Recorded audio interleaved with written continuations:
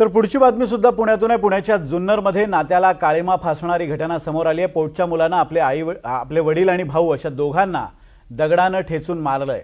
जुन्नरमधल्या बगाडवाडी गावात ही धक्कादायक घटना घडली आहे। हत्या केल्यानंतर आरोपी बाबाजी मुकणे हा रात्रभर मृतदेहाजवळ झोपल्याचंही उघड झालंय।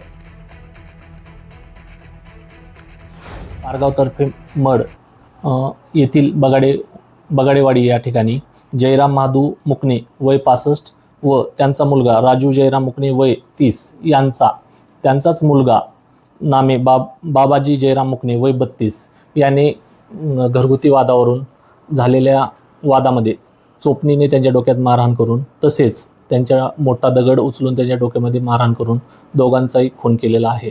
सदर याच्यामध्ये घटनास्थळी आम्ही जाऊन वरिष्ठांच्या मार्गदर्शनाखाली तसेच सदर आरोपी हा ताब्यात घेण्यात आलेला असून सदर आरोपीने गुन्हा कबूल केलेला आहे। पुढील याच्यामध्ये अटकेची प्रोसेस सुरू आहे।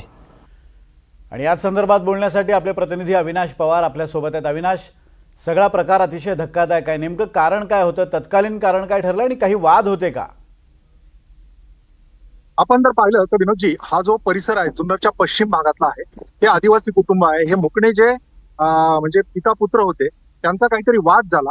याच्या अगोदर 1-2 वेळा त्याचा वाद झाल्याचं इथल्या परिसरातली लोक सांगतायत।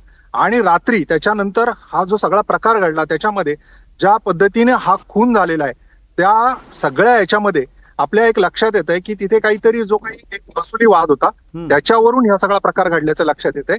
आता ज्या पद्धतीने पोलीस सांगतायत की तिथे तो आरोपी जो आहे तो हा खून झाल्यानंतर रात्रभर तिथे झोपून देखील राहिला आणि तिथून निघून गेलेला आहे। आता शेजाऱ्यांनी या संदर्भातली जी कल्पना आहे ती पोलिसांना दिली आणि त्यानंतर पोलिसांनी याचा शोधाशोध करून या आरोपीला पकडलेला आहे।